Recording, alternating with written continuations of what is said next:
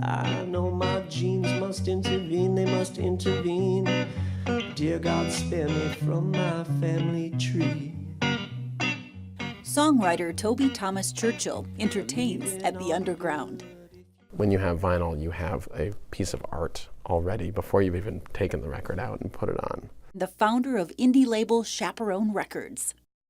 And potter and arts writer Joan Farnam. That is something. That's what's on your playlist. Funding for the playlist is provided by the citizens of Minnesota through the Minnesota Arts and Cultural Heritage Fund.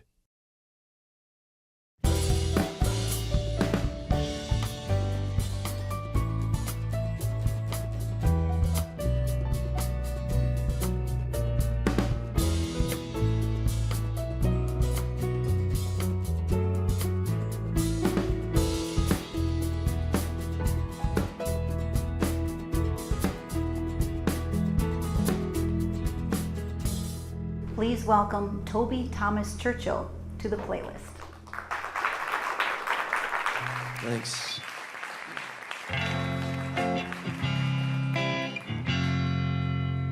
When death do we part, right away I will start, yes I will, still come find you. In heaven I search a ton, even if there isn't one, yes I will, still come find you. If Jesus thinks you're fine, but I get left behind, well I will still come find you.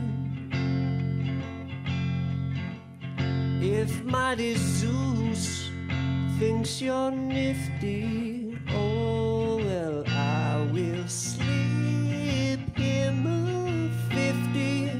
I'll still come find you. Oh, I search an age and then turn it like a page. If you forget what I look like, I'll be whistling, so please keep listening.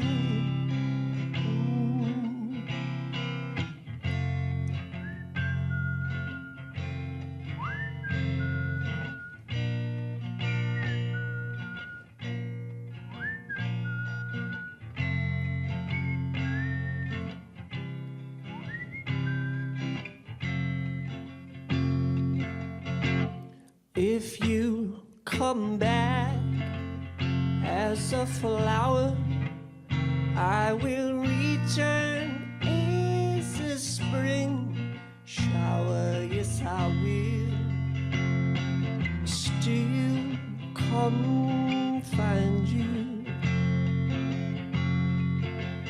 If you kind of fall in love again with the ghost of David Letterman, well, I will still come find you.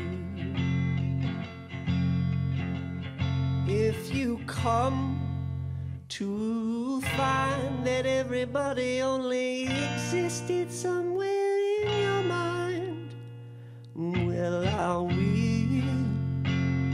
still come find you.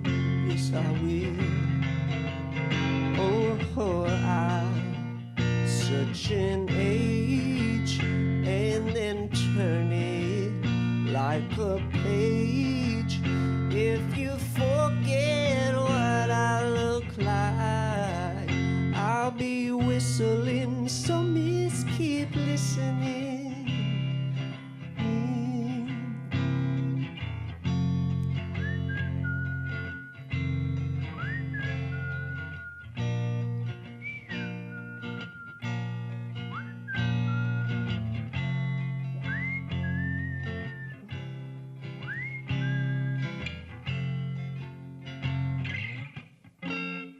Yeah.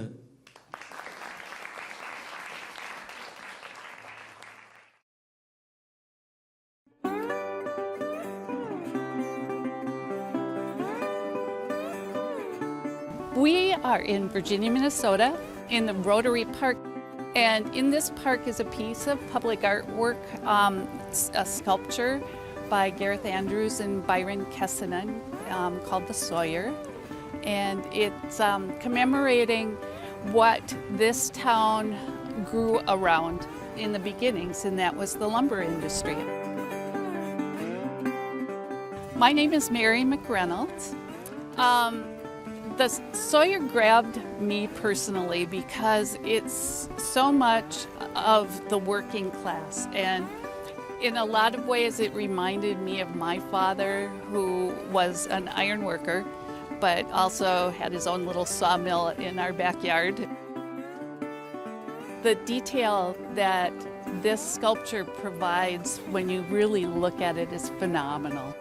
First of all, one thing I noticed is coming out of the bark on this side, you see axe heads, and the sticks and branches coming out are some are smooth, you know, lots of texture in this. And as you walk around, they've got rings in there that are the rings of the years of a tree trunk. As we get around to the other side, you notice he had an accident somewhere up along the lines with the saw and cut off the tip of one of his fingers. But he has such a nice space too. It's a grandfather's space, I think. I think public art is important because it inspires us in our daily lives, and it's just a gorgeous thing to look at and to be around and to experience.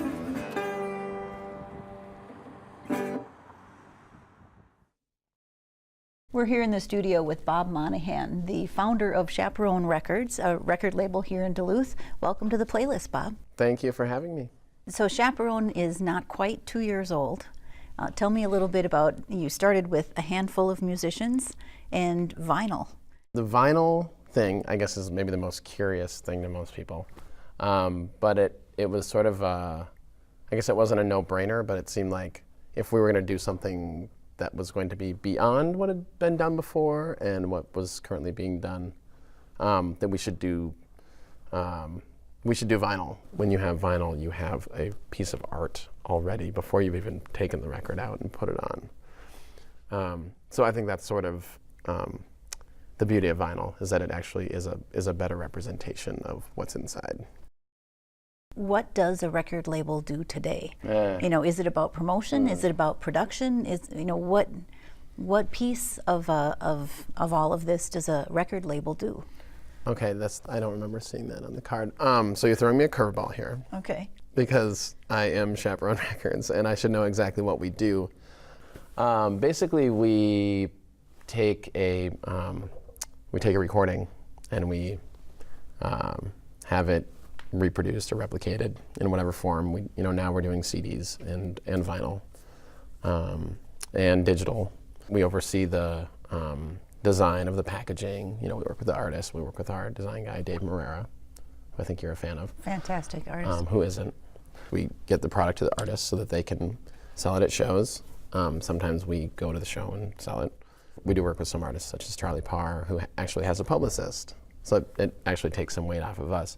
But we have other artists, I won't mention them, but not everybody has a publicist. So we have to sort of, engage the media and do that side of things. But that's great because we sort of have, we've sort of built a little bit of credibility, I'd like to think, so that people might respond to us a little faster than just, hey, I'm a band and I'm trying to do this thing.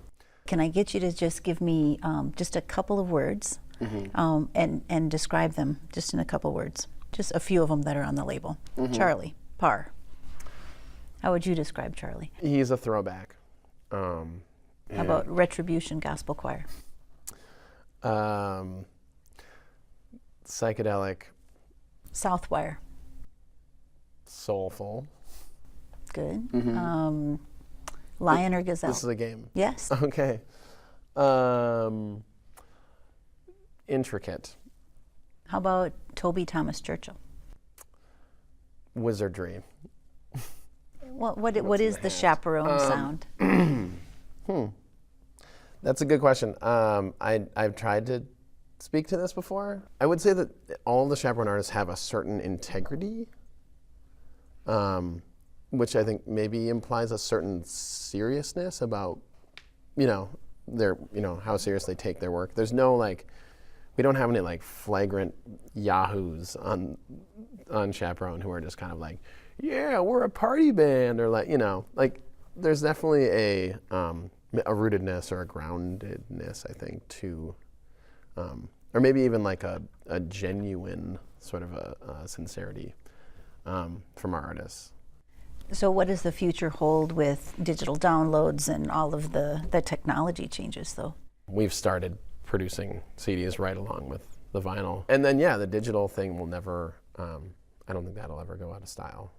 Vinyl is sort of the opposite, sort of the anti-MP3. People want to hold something. They want to have an experience. It's almost like a lifestyle in that sense, but we're not trying to sell a lifestyle. Obviously, we're just trying to promote a quality product that is above and beyond what was previously sort of offered, especially from a local record label. To be a part of the chaperone family is something that I think people are proud to be a part of. So I'm excited to see where that might lead in the future. Yeah, that's great. Me too. Yeah. Well, thank you very much, Bob, for coming over and talking to us. And good luck with chaperone. Yeah. Sweet. Cool. Okay. All right. Are we done?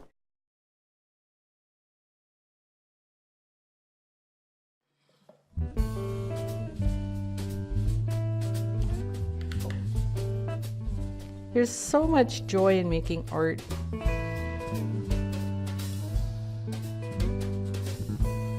If I was worried about perfection, I wouldn't be doing this.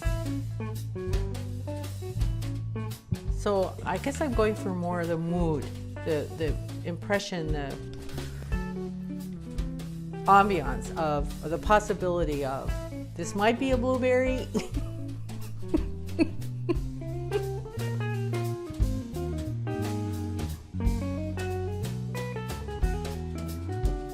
My name is Joan Farnam.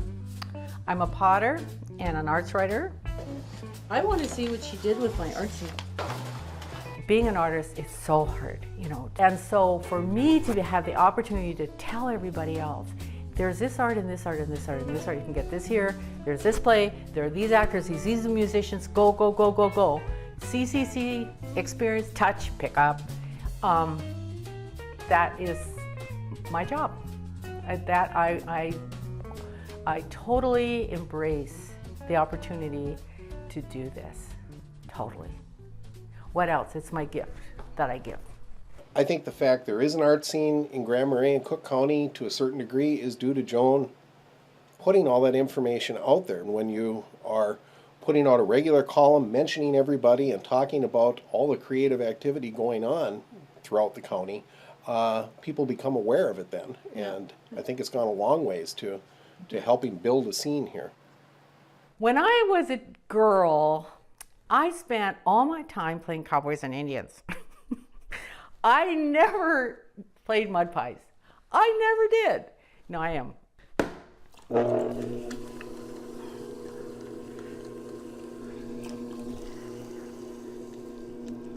And then when I was first learning how to do cylinders, throw and cups to make a cup, I thought, I wonder if I can put a rattle in the bottom.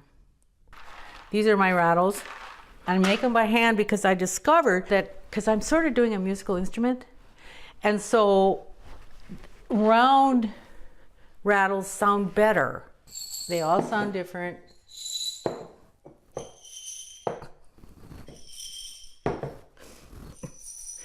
I'm sorry, it still makes me laugh. And so I keep doing it. Now this is a teapot. So I want people to be able to turn the teapot when they pour it. It'll sing to them. So I got to make this big enough so it'll sound good. So I have to decide how much rattles to put in.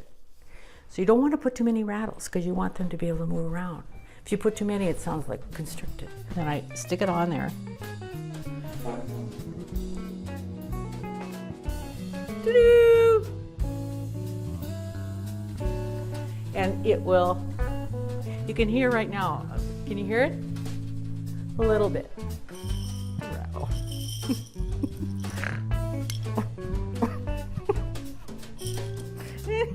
It's so weird. How could you? I'm sure they're the only rattle cups in the world. I mean, that is something. You know, because I'm not an artist, like, I'm an anthropologist. I have a master's in anthro. So I was never, imagine myself to ever do. And every one of these things, there is that moment where I go, wow, I made this. And that's what keeps me going.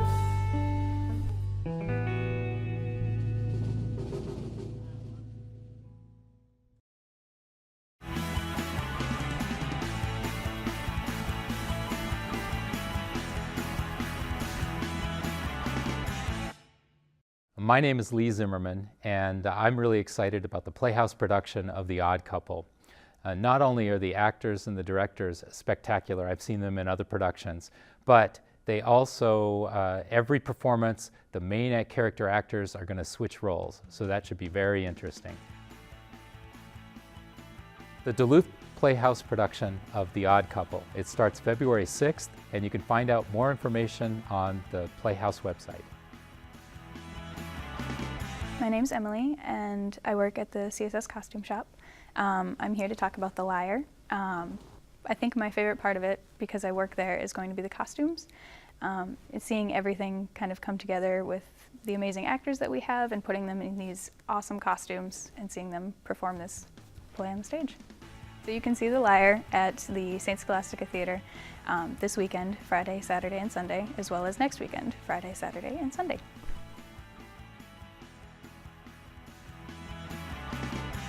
Hi, my name is Ryan Tischer. I'm a landscape photographer, and I'm here to talk about the Duluth Art Institute membership show, which is coming up here pretty quick. And what's exciting about this show is that it has artists of all different levels.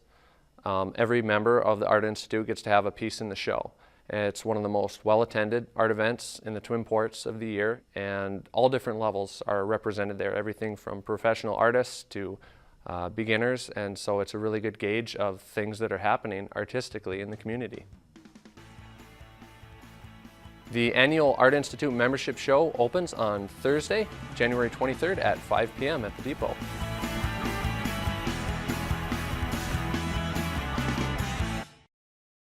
I actually should preempt this bit, which I tend not to do, but I'm going to try to do a half-an-hour set under a different name maybe. And it's going to be all atheist tunes.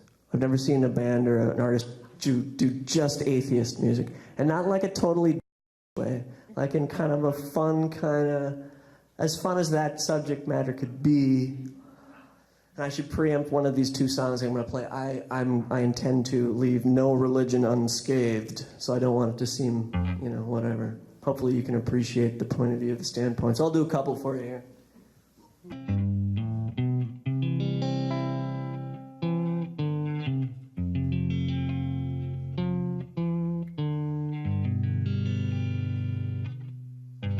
Let me tell you why I'm glad the Lord is not my real dad. It ain't scary and I ain't sad. The Lord is not my real dad. It's alright. Everything gonna be alright. My folks raised me up just fine. Don't need no parent in the sky. One who makes you call him dad. And if you don't, you wish you had. And there's no option, there's no deal. There's no court, there's no appeal. But that's not love, it's a demand. The Lord is not my real dad, it's alright. Everything gonna be alright. Now what is real? Everybody knows. Deep down inside, everybody knows. Don't you know they say the Lord, He's always around. No matter where you go, there you will be found. They say the guy knows everything you think and you do. Well, who on earth would ever want this to be true? Well, I don't know about you, but I don't need some boss up in the clouds for me to know what should or should not be allowed. But this police state is supposed to compel me to be a fan. But you know, the Lord, He ain't my old man, it's alright. Everything gonna be alright. It seems like the Lord, He has always been, and we could never begin again. But in the terms of eons, it's a passing fad. The Lord is not my real dad. Thank you. So that's a sweet bunch of songs about atheists. Couple of them. Okay, so where did this project come from? Well, let's see. I've been an atheist about as long as I can remember, and a musician, and it never occurred to me to, put those together. So yeah, I might do a side thing where I'll have like a half an hour's worth of material that's all like that. Some of it a little, some of it a little more lighthearted, and see how that goes. My goal would then to be play it anywhere. I like to play it at like a bar, like a Christian biker bar, and they just beat the hell out of me, whatever. I don't care. Play it wherever. I am holding your latest CD. I know you're working on this new one. Right, latest is a bit of a stretch, but yeah, right. This one is called Death. Right. How does that come together for you as a songwriter? As far as the concept, anybody who's seen me play clearly knows I have a bit of a preoccupation with the end of our lives. So I thought, hey, I'll call this record Death. That'll be good. So you're trying to sell CDs then? Right. It'd be nice, but I have enough left at home I could tile my bathroom. So, whatever. I asked you earlier, what is your favorite part of all this? Do you like the performing piece? Do you like the songwriting piece? And how do you approach that? Yeah, and it's great when it's great. It's good when it's good. It's bad when it's bad. Probably the writing would be the thing that I love the most, I suppose. Are you one of those disciplined musicians who has, okay, I'm going to write every morning? Back when I didn't have bills to pay so much, or I was happy to have others pay them for me, say, I would write like anywhere from 2 to 10 hours a day. I did that for a pretty good stretch, which is how I figured out how to do and say things how I wanted to say them. But that's just not what can be done anymore. So I get it where I can. When did you start playing? Who taught you? Okay. How did that go? I started young. We had a neighborhood of guys who we all had guitars, and we thought that'd be cool. We were like 12, and we were right. That was totally cool. I either wanted to be a professional NFL football player or an artist. And so, one of those didn't really work out very well for me. Anyway. But music's working There's still out. time, though. So next gigs, anything coming up we should know about? I'm good. Not really. Okay. Can I play at your place? Come over. Your back porch or something? Yeah, that'd be all right. I don't know. I want to try and get the atheist thing going and just go out and really just honestly play wherever for any amount. And not have any assumptions or illusions about what it would or wouldn't be, and just do it and see what kind of ridiculousness might ensue. I'd like to do that. Yeah, maybe cut another record too. Toby, thank you. Thank you. Thanks for your time. Yeah. Awesome. Thanks for having me. Yeah, thank you guys.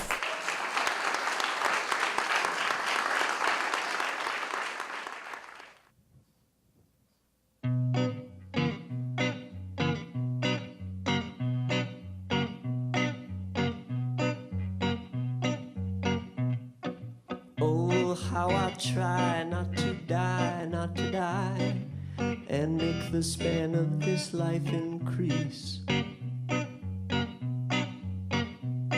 And I tell myself to repel, I'll tell them to repel disease. And all my blood it flows, and it knows where it goes, through my heart to every part of me. And when I'm left defenseless, yes, my senses then detect this, and I must adjust accordingly. An improvisational biological dance, freedom and chaotic subatomic predetermined happenstances. I wish my bones to be stones, I pray this frame would be steel.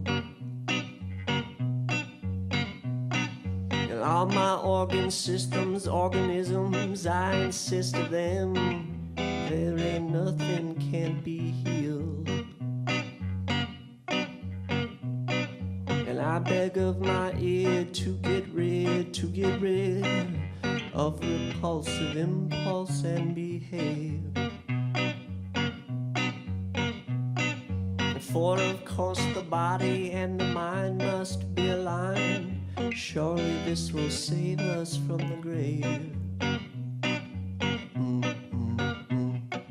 An improvisational biological dance, freedom and chaotic subatomic predetermined happenstances. I know my genes must intervene, they must intervene. Dear God, spare me from my family tree. Leaving all the good, if you could and if you would, remove all the bad things from my seed. Oh yes, remove all the bad things from my seed.